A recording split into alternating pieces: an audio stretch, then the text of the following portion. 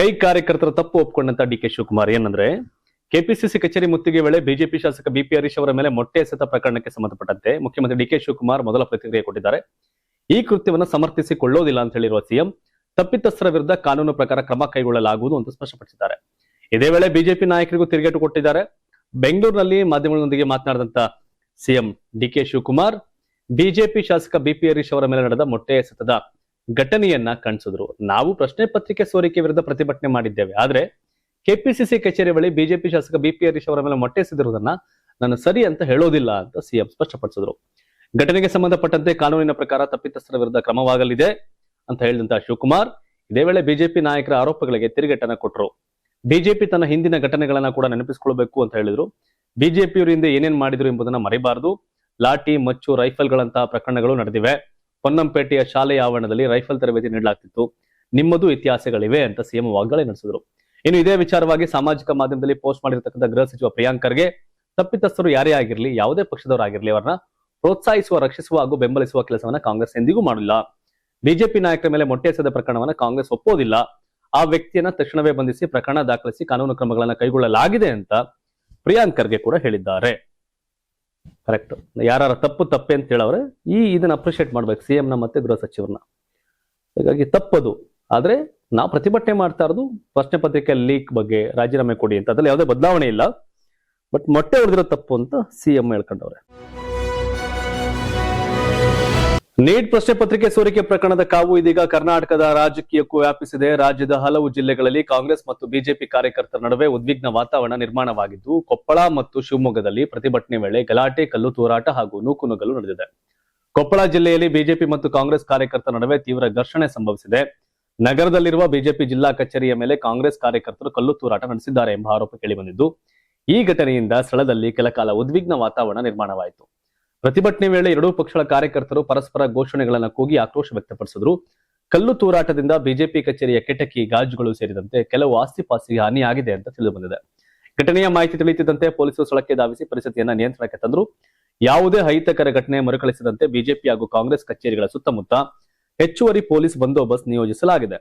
ಇನ್ನೊಂದೆಡೆ ಶಿವಮೊಗ್ಗದಲ್ಲೂ ನೀಟ್ ಅಕ್ರಮ ವಿರೋಧಿಸಿ ಕಾಂಗ್ರೆಸ್ ಕಾರ್ಯಕರ್ತರು ಪ್ರತಿಭಟಿಸಿದ ಪ್ರತಿಭಟನೆ ಉದ್ವಿಗ್ನ ಸ್ವರೂಪ ಪಡೆದುಕೊಂಡಿತ್ತು. ಜಿಲ್ಲಾ ಕಾಂಗ್ರೆಸ್ ಅಧ್ಯಕ್ಷ ಪ್ರಸನ್ನ ಕುಮಾರ್ ನೇತೃತ್ವದಲ್ಲಿ ಮಹಾವೀರ ಸರ್ಕಲ್ನಲ್ಲಿ ಆರಂಭವಾದ ಪ್ರತಿಭಟನೆ ಬಳಿಕ ಏಕಾಏಕಿ ಬಿಜೆಪಿ ಕಚೇರಿಯತ್ತ ಮುತ್ತಿಗೆ ರೂಪ ಪಡೆದುಕೊಂಡಿತು. ಬ್ಯಾರಿಕೇಡ್ಗಳನ್ನ ದಾಟಿ ಬಿಜೆಪಿ ಕಚೇರಿಯೊಳಗೆ ಪ್ರವೇಶಿಸೋಕೆ ಕಾಂಗ್ರೆಸ್ ಕಾರ್ಯಕರ್ತರು ಯತ್ನಿಸಿದ್ದು, ಈ ವೇಳೆ ಧರ್ಮೇಂದ್ರ ಪ್ರಧಾನ್ ರಾಜೀನಾಮೆಗೆ ಆಗ್ರಹಿಸಿ ಘೋಷಣೆಗಳನ್ನ ಕೂಗಿದ್ರು. ಪ್ರತಿಭಟನೆಯ ವೇಳೆ ನೂಕುನುಗ್ಗಲು ಉಂಟಾಗಿ ಹಲವು ಬೈಕ್ಗಳು ಕೆಳಗೆ ಬಿದ್ವು. ಕೆಲವು ಕಾಂಗ್ರೆಸ್ ಕಾರ್ಯಕರ್ತರು ಪೊಲೀಸ್ ವಾಹನದ ಮೇಲೇರಿ ಪ್ರತಿಭಟನೆ ನಡೆಸಿದ ಘಟನೆ ಕೂಡ ನಡೆಯಿತು. ಪರಿಸ್ಥಿತಿಯನ್ನು ನಿಯಂತ್ರಿಸಲು ಪೊಲೀಸರು ಹರಸಾಹಸ ಪಟ್ಟು ಹಲವು ಪ್ರತಿಭಟನಾಕಾರರನ್ನ ವಶಕ್ಕೆ ಪಡ್ಕೊಂಡ್ರು. ಈ ಘಟನೆಗೆ ಬಿಜೆಪಿ ಕಾರ್ಯಕರ್ತರು ತೀವ್ರ ಆಕ್ರೋಶ ವ್ಯಕ್ತಪಡಿಸಿದ್ರು. ಬಿಜೆಪಿ ಕಚೇರಿ ಬಳಿ ಜಮಾಯಿಸಿದ ನಾಯಕರು ಮತ್ತು ಕಾರ್ಯಕರ್ತರು ಪೊಲೀಸರೊಂದಿಗೆ ವಾಗ್ವಾದ ನಡೆಸಿದ್ರು. ಬಿಜೆಪಿ ಕಚೇರಿಯ ಬಾಗಿಲು ಮುಚ್ಚಲು ನೀವ್ ಯಾರು? ನಮ್ಮ ರಕ್ಷಣೆಯನ್ನು ನಾವು ಮಾಡ್ಕೊಳ್ತೇವೆ, ನಿಮ್ಮ ರಕ್ಷಣೆ ನಮಗ್ ಬೇಡ ಅಂತ ಪೊಲೀಸ್ ಅಧಿಕಾರಿಗಳ ವಿರುದ್ಧ ಅಸಮಾಧಾನ ವ್ಯಕ್ತಪಡಿಸಿದ್ರು. ಏನ್ ಇಬ್ರು ಕೇಂದ್ರದಲ್ಲಿ ಬಿಜೆಪಿ, ರಾಜ್ಯದಲ್ಲಿ ಕಾಂಗ್ರೆಸ್, ಇಬ್ರು ಬಲವಾಗವ್ರೆ. ಮದಗಜಗಳ ಕಾಳಗ ಗುದ್ದಾಡ್ಲಿ ಅಂತ. ದೆಹಲಿ ಪ್ರತಿಭಟನೆ, ನೀಟ್ ಪ್ರಶ್ನೆ ಪತ್ರಿಕೆ ಸೋರಿಕೆ ಮತ್ತು ರಾಜ್ಯ ರಾಜಕೀಯ ಬೆಳವಣಿಗೆಗಳ ಕುರಿತು ಮಾಜಿ ಸಂಸದ ಪ್ರತಾಪ್ ಸಿಂಹ ಕಾಂಗ್ರೆಸ್ ವಿರುದ್ಧ ತೀವ್ರ ವಾಗ್ದಾಳಿ ನಡೆಸಿದ್ದಾರೆ. ಬೆಂಗಳೂರಿನಲ್ಲಿ ಮಾತನಾಡಿದಂತ ಅವರು ಮೊಟ್ಟೆ ಎಸೆತ ಪ್ರಕರಣದಿಂದ ಹಿಡಿದು ನೀಟ್ ಪ್ರತಿಭಟನೆವರೆಗೆ ಹಲವು ವಿಚಾರಗಳ ಬಗ್ಗೆ ಪ್ರತಿಕ್ರಿಯೆ ಕೊಟ್ಟರು.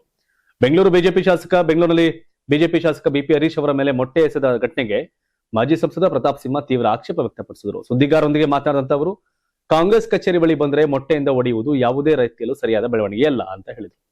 ಕಾಂಗ್ರೆಸ್ ವಿರುದ್ಧ ವಾಗ್ದಾಳಿ ನಡೆಸಿದ ಪ್ರತಾಪ್ ಸಿಂಹ ಸಾಮಾಜಿಕ ಜಾಲತಾಣಗಳಲ್ಲಿ ಕಾಂಗ್ರೆಸ್ ಪಕ್ಷಕ್ಕಿಂತ ತಮಗೆ ಹೆಚ್ಚು ಬೆಂಬಲಿಗರಿದ್ದಾರೆ ಎಂದು ಹೇಳಿದ ಅವರು, ತುರ್ತು ಪರಿಸ್ಥಿತಿಯಂತಹ ವಾತಾವರಣ ನಿರ್ಮಿಸುವ ಬದಲು ಜನರಿಗೆ ಅನುಕೂಲವಾಗುವ ರೀತಿಯಲ್ಲಿ ಆಡಳಿತ ನಡೆಸಿ ಅಂತ ಸಲಹೆ ಕೊಟ್ಟರು. ನೀಟ್ ಪ್ರಶ್ನೆ ಪತ್ರಿಕೆ ಸೋರಿಕೆ ಕುರಿತು ಪ್ರತಿಕ್ರಿಯೆ ಕೊಟ್ಟಂತ ಅವರು, ಪರೀಕ್ಷೆಯಲ್ಲಿ ನಡೆದ ಅಕ್ರಮದಿಂದ ತಮಗೂ ಬೇಸರವಾಗಿದೆ ಅಂತ ಹೇಳಿದರು. ನೀಟ್ ಉತ್ತಮ ಪರೀಕ್ಷಾ ವ್ಯವಸ್ಥೆ, ಪ್ರಶ್ನೆ ಪತ್ರಿಕೆ ಸೋರಿಕೆ ಆಗಿರುವುದು ದುಃಖಕರ. ಆದ್ರೆ ಹಿಂದೆ ಕಾಂಗ್ರೆಸ್ ಆಡಳಿತ ಅವಧಿಯಲ್ಲಿಯೂ ಕೂಡ ಹಲವು ಬಾರಿ ಪ್ರಶ್ನೆ ಪತ್ರಿಕೆ ಸೋರಿಕೆ ನಡೆದಿತ್ತು. ವ್ಯವಸ್ಥೆಯಲ್ಲಿ ಕೆಲವೊಮ್ಮೆ ಲೋಪಗಳು ಸಂಭವಿಸಬಹುದು, ಅದಕ್ಕಾಗಿ ಸಂಪೂರ್ಣ ವ್ಯವಸ್ಥೆಯನ್ನೇ ಪ್ರಶ್ನಿಸುವುದು ಸರಿಯಲ್ಲ ಅಂತ ಅಭಿಪ್ರಾಯಪಟ್ಟರು. ಜಂತರ್ ಮಂತರ್ನಲ್ಲಿ ನಡೆಯುತ್ತಿರುವ ಪ್ರತಿಭಟನೆ ಕುರಿತು ಮಾತನಾಡಿದಂತ ಪ್ರತಾಪ್ ಸಿಂಹ ಪ್ರತಿಭಟನೆಯಲ್ಲಿ ಭಾಗಿಯಾಗಿರುವ ಕೆಲವರ ವಿರುದ್ಧವೂ ಟೀಕೆ ವ್ಯಕ್ತಪಡಿಸಿದ್ರು. ಅಲ್ಲದೆ ಮುಖ್ಯಮಂತ್ರಿ ಡಿ ಕೆ ಶಿವಕುಮಾರ್ ದೆಹಲಿಗೆ ತೆರಳಿ ಪ್ರತಿಭಟನೆಯಲ್ಲಿ ಭಾಗವಹಿಸಿರುವುದನ್ನ ಪ್ರಶ್ನೆ ಮಾಡಿದ್ರು. ಇದೇ ವೇಳೆ ಪ್ರಧಾನಿ ನರೇಂದ್ರ ಮೋದಿ ನೇತೃತ್ವದ ಸರ್ಕಾರ ನೀಟ್ ಪರೀಕ್ಷೆಯ ಮೂಲಕ ವಿದ್ಯಾರ್ಥಿಗಳಿಗೆ ಉತ್ತಮ ಅವಕಾಶ ಕಲ್ಪಿಸಿದೆ ಅಂತ ಹೇಳಿದ ಅವರು, ಪ್ರಶ್ನೆ ಪತ್ರಿಕೆ ಸೋರಿಕೆಯ ಹೊಣೆಗಾರಿಕೆಯನ್ನ ನೇರವಾಗಿ ಪ್ರಧಾನಿ ಮೋದಿ ಅವರ ಮೇಲೆ ಹೊರಿಸುವುದು ಸರಿಯಲ್ಲ ಅಂತ ಹೇಳಿದ್ರು.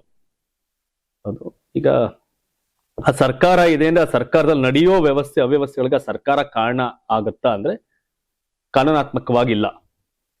ಅದ್ರ ಹೊಣೆಗಾರ ಆ ಸರ್ಕಾರ ಮಾಡ್ತಾರೆ. ಕರ್ನಾಟಕದಲ್ಲಿ ಯಾವ್ದೋ ಕೊಲೆ ಆದ ತಕ್ಷಣ ಡಿ ಕೆ ಶಿವಕುಮಾರ್ ಕೊಲೆಗಾರರು ಆಗಲ್ಲ. ಯಾವ್ದೋ ಈಗ KPSC ಹಗರಣ ಆಯ್ತು ಅಂತ ತಕ್ಷಣ ಡಿ ಕೆ ಶಿವಕುಮಾರ್ ಕಾರಣಕ್ಕಾಯ್ತು ಇಲ್ಲ, KPSC ಕಾರಣ, ಅದಕ್ಕೆ ಅದ್ರ ಅಧ್ಯಕ್ಷ ಕಾರಣ.